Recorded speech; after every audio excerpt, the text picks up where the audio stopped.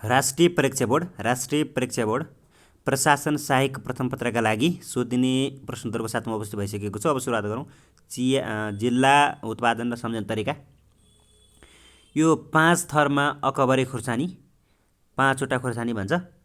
उदयपुर दाङमा बाख्रा पालन, बाउ दाउ। त्यसै गरी बाजुरामा जैतुनको खेती, बाजै। त्यसै गरी रामेछापमा सिन्धुली जुनार, सिन्धुका राजु। त्यसै गरी पाल्पामा अदुवा, काभ्रेमा डेरी। त्यसै गरी बागलुङमा हात्ती कागज, कास्कीमा कृषि पर्यटन, डोटीमा जराइलो, म्याग्दीमा टिमुर, धनुषामा माछा, इलाम मकवानपुरमा किबी खेती, गोर्खामा कृषि पर्यटन, तेह्रथुममा बाख्रा पालन, भोजपुरमा सुन्तला, लमजुङमा ग्रामीण कृषि, कैलालीमा चामल प्रशोधन, खोटाङ महोत्तरीमा आलु खेती, नुवाकोटमा माछाको दाना, स्याङ्जामा कफी। त्यसै गरी ललितपुरमा आर्किड फुल। त्यसै गरी दोलखामा लोक्ता, सप्तरीमा आँप, सुनसरीमा बेसार, सिन्धुपाल्चोकमा अर्गानिक कफी, बाँकेमा मुसोहोरो दाल, रूपन्देहीमा डेरी, रसुवा नुवाकोटमा चाहिँ ट्राउट माछा। त्यसै गरी धनकुटामा बाख्रा पालन, ताप्लेजुङमा अलैँची, स्याङ्जा वालिङमा अदुवा प्रशोधन, बर्दियामा बेल, इलाममा कृषि पर्यटन, भक्तपुर पर्वतमा लप्सी, झापामा सुपारी, चितवनमा बासमती चामल। त्यसै गरी कुन जिल्लामा सबैभन्दा बढी के उत्पादन हुन्छ त भन्दाखेरि चाहिँ उत्पादन जिल्ला धान, सुपारी र चिया झापामा हुन्छ, गहुँ आलु चाहिँ बारामा हुन्छ, फापर र स्याउ चाहिँ मुस्ताङमा हुन्छ, कपास चाहिँ दाङ बाँकेमा हुन्छ, सुर्ती चाहिँ सिराहामा, रुद्राक्ष चाहिँ भोजपुरमा, मकै तोरी चाहिँ चितवनमा हुन्छ, कोदो चाहिँ सिन्धुपाल्चोकमा हुन्छ, उखु चाहिँ सर्लाहीमा, जुट चाहिँ मोरङमा, जुनार चाहिँ सिन्धुली, कफी चाहिँ काभ्रेपलाञ्चोक भनेर भन्छ।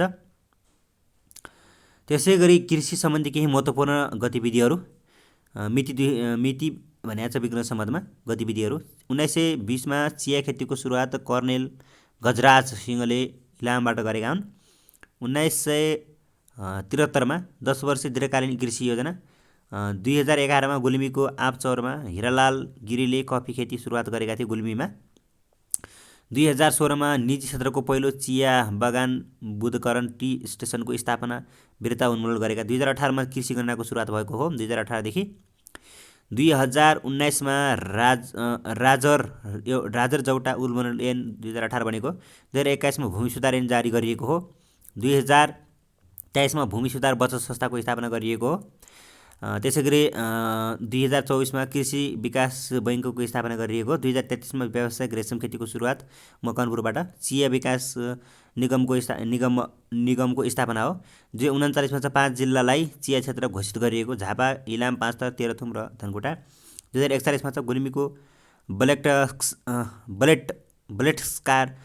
बलेटक्सारमा कफी प्रशोधनको केन्द्र हो 2041मा। 2047मा चाहिँ रेलवे ट्राउट माछाको व्यावसायिक उत्पादन सुरुवात गरिएको 2047बाट। त्यसै गरी 2048मा नार्काको स्थापना हो। 2052मा चाहिँ जैतुन खेतीको सुरुवात हो। 2054मा चाहिँ 20 वर्ष कृषि विकास योजना। त्यही 2058मा चाहिँ जैतुनको तेल उत्पादन सुरुवात हो। 2061मा कृषि नीति। नेपालमा धान दिवस मनाउने थालिएको हो। त्यसै गरी 2062मा कफी दिवस मनाउन थालिएको मङ्सिर 1मा। आर्थिक वर्ष 62-63मा चाहिँ एक गाउँ एक उत्पादन सुरुवात हो। 2063मा चाहिँ कृषि व्यवसाय ऐन हो। 2068मा चाहिँ 6औँ राष्ट्रिय कृषि गणना सुरु हो। त्यसै गरी 2070मा कृषि गणनाको नतिजा सार्वजनिक हो। त्यसै ट्रपल च्याउ खेतीको सुरुवात रोल्पाबाट गरिएको 2070मा। 2071मा चाहिँ एक गाउँ एक उत्पादनलाई थप 10 जिल्लामा विस्तार गरी 42मा पुर्याएको थियो। त्यसै गरी 2073मा प्रधानमन्त्री कृषि आधुनिकीकरण परियोजना भएको थियो। त्यसै गरी 15औँ योजनामा कृषि सम्बन्धी व्यवस्था, क्षेत्रगत सोच, लक्ष्य, उद्देश्य र रणनीति भनेको छ। सोच 1मा छ सोच भनेको खाद्य र पोषण सुरक्षा तथा खाद्य सम्प्रभुता सहितको दिगो प्रतिस्पर्धी एवं समृद्धि कृषि अर्थतन्त्र हो। 2 लक्ष्य भनेको प्रतिस्पर्धी, जलवायु अनुकूल, आत्मनिर्भर एवं निर्यातमुखी उद्योगको रूपमा कृषि क्षेत्रलाई रूपान्तरण गर्दै समावेशी र दिगो आर्थिक वृद्धि हासिल गर्ने। 3मा छ उद्देश्य कृषि क्षेत्रको उत्पादन तथा उत्पादकत्वको वृद्धि गरी खाद्य तथा पोषण सुरक्षा सुनिश्चित गर्नु। कृषिमा आधारित उद्योगको विकास गरी रोजगारी र आम्दानी वृद्धि गर्नु। अनि व्यावसायीकरण तथा प्रतिस्पर्धात्मक क्षमता विकास गरी कृषि क्षेत्रको व्यापार सन्तुलन गर्नु। 4मा छ अपेक्षित उपलब्धि। योजना अवधिको अन्त्यसम्ममा कुल ग्राहस्थ उत्पादनमा कृषि, वन तथा खानी क्षेत्रको योगदान 27.6%बाट घटेर 23% कायम रहेको हुनेछ र कृषि क्षेत्रको उत्पादन कत्तो 2.97बाट 4 मेट्रिक टन प्रति हेक्टर पुगेको हुनेछ र योजना अवधिको अन्तिममा प्रमुख बालीहरूको बिउँ प्रति स्थापना दर 25% पुगेको हुनेछ र आर्थिक वर्ष 2074-75मा प्रमुख बालीहरूको प्रति हेक्टर उत्पादन कत्तो धान 3.5 र मेट्रिक टन, मकै चाहिँ 2.7 मेट्रिक टन र गहुँ चाहिँ 2.8 मेट्रिक टन, तरकारी चाहिँ 14.0 मेट्रिक टन र आलु चाहिँ 16.0 मेट्रिक टन, त्यो फलफुल चाहिँ 8.9 मेट्रिक टन, माछा चाहिँ 4.9 मेट्रिक टन प्रति हेक्टर, दुध चाहिँ 1012 लिटर प्रति दुधालु पशु प्रति वैत, मासु चाहिने 72 केजी प्रतिबन्ध गरिएको कुराहरू उल्लेख गरेको छ। त्यसै गरी प्रतिपक्षी रहेकोमा योजना अवधिको अन्तिम वर्षमा धान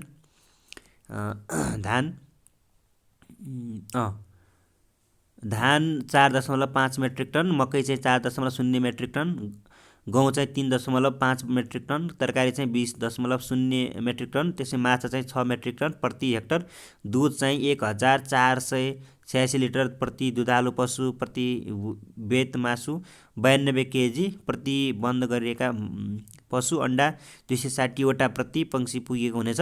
जमिनको उत्पादन कत्तो अमेरिकी डलर 5339 प्रति हेक्टर कृषि श्रमको उत्पादन कत्तो र अमेरिकी डलर 1260 प्रति श्रमिक पुगेको हुनेछ। यस योजना अवधिभित्र प्रमुख कृषि उत्पादनमा आत्मनिर्भर भई कृषि क्षेत्रको व्यापार सन्तुलन कायम भएको हुनेछ। त्यसैगरी उद्योग भनेको छ सिप र साधनको प्रयोग गरी सानो तथा ठुलो परिमाणमा वस्तुहरू उत्पादन गर्नलाई उद्योग भनिन्छ। नेपालको पहिलो उद्योग कुन हो भनेको छ विराटनगर जुट मिल हो। नेपालमा कहिले लगानी वर्ष मनाइयो विक्रम 2012-13बाट। सरकारी स्तरमा नेपाली कपडा र घरेलु इलम प्रचार अड्डाको स्थापना कहिले भएको हो विक्रम 1996मा। विश्वमा निजीकरण सम्बन्धी अवधारणा कहिले आयो 1980तिर होला। निजीकरणलाई अरूको के नामले चिनिन्छ थ्याचरवाद। निजीकरणको अवधारणा ल्याउने व्यक्ति को हुन् पिटर डुकुर हुन्। नेपालमा आर्थिक तथा वाणिज्य राजनीतिक भनी कुन सहरलाई चिनिन्छ वीरगञ्जलाई। नेपालमा सबैभन्दा धेरै उद्योग सञ्चालन गर्ने देश कुन हो चीन भनेको छ। के भन्यो सबैभन्दा धेरै उद्योग सञ्चालन गर्ने देश कुन हो भन्यो भने चाहिँ चीन हुन्छ। उदयपुर सिमेन्ट कारखाना कुन देशको सहयोगमा निर्माण भएको हो यो जापानको। त्यसैगरी विक्रम 2003मा मजदुर हडताल भई राणा शासनको अन्त्य गर्न सहयोग गरेको थियो। नेपालमा सर्वप्रथम उद्योग परिषदको गठन कहिले भएको थियो विक्रम 1993 मङ्सिर 9 गते। नेपालमा उद्योग दिवस कहिले मनाइन्छ मङ्सिर 9 गते। 2071 चैत्र 20को मन्त्री परिषदको निर्णयबाट सेज स्पेसल इकोनोमिक्स जोन कहाँ स्थापना गरिएको छ भैरवा। यो 2071 मङ्सिर 2 गतेबाट सञ्चालनमा आएको हो। नेपालमा औद्योगिक नीतिको घोषणा कहिले भएको हो विक्रम 2017 सालमा। नेपालमा जुद्ध म्याच फ्याक्ट्रीको स्थापना कहिले भएको हो यो विक्रम 1995बाट भएको मानिन्छ। त्यसैगरी नेपालमा औद्योगिक गणनाको सुरुवात विक्रम 2022बाट सुरु भएको हो। औद्योगिक गणना हरेक 5 वर्षमा गरिन्छ। विश्वको पहिलो संस्थान बैंक अफ नर्थ अमेरिका 179 हो। विश्वको आधुनिक प्रकृतिको पहिलो संस्थान पोर्ट अफ लन्डन अथोरिटी 1908 हो। नेपालमा 1908 हो। नेपालमा निजीकरण गरिएको पहिलो संस्थान चण्डेश्वरी टेक्सटाइल हो। प्रजातन्त्रको आगमन पश्चात निजीकरण गरिएको पहिलो संस्थान बाँसबारी छाला जुत्ता उद्योग हो। विश्वमा निजीकरणको अवधारणा सन् 1980मा बेलायतका पिटर डुकोरले ल्याएका हुन्। नेपालमा निजीकरण ऐन कहिलेदेखि लागू भएको हो भन्दाखेरि 2050 सालबाट हो। त्यसैगरी एकद्वार समितिको संयोजक को रहने व्यवस्था रहेको छ उद्योग विभागको महानिर्देशक। उच्च स्तरीय लगानी बोर्डको अध्यक्ष को रहने व्यवस्था छ प्रधानमन्त्री।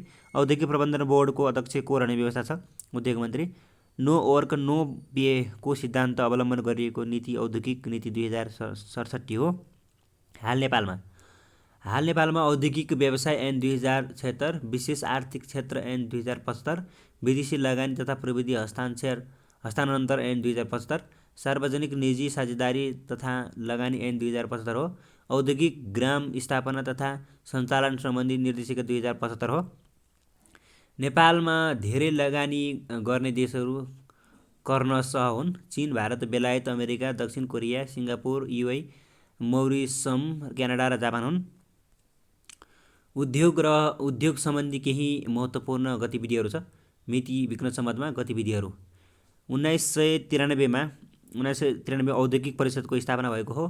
त्यसैगरी 1993 विराटनगर जुट मिलको स्थापना भएको। 1994 नेपाल बैंक लिमिटेडको स्थापना भएको कार्तिक 30 गते। 1995 जुद्ध म्याच फ्याक्ट्री भएको हो।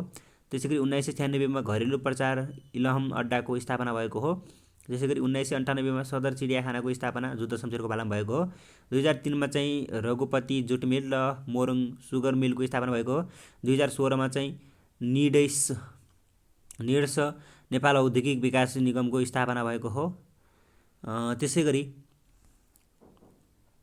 2017 औद्योगिक नीति जारी पहिलोपटक भएको। 2021 संस्थान ऐन 2021 जारी। 2022 औद्योगिक गणना सुरु 5 वर्षमा हुने। 2029 चाहिँ उद्योग परिषदको स्थापना मङ्सिर 1 गतेबाट सोही दिनलाई उद्योग दिवसको रूपमा मनाइनेछ।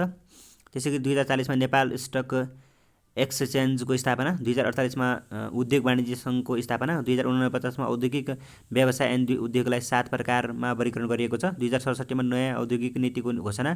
2075 सार्वजनिक निजी साझेदारी तथा लगानी ऐन। 2075 विदेशी लगानी तथा प्रविधि हस्तान्तरण ऐन। 2076 औद्योगिक व्यवसाय ऐन।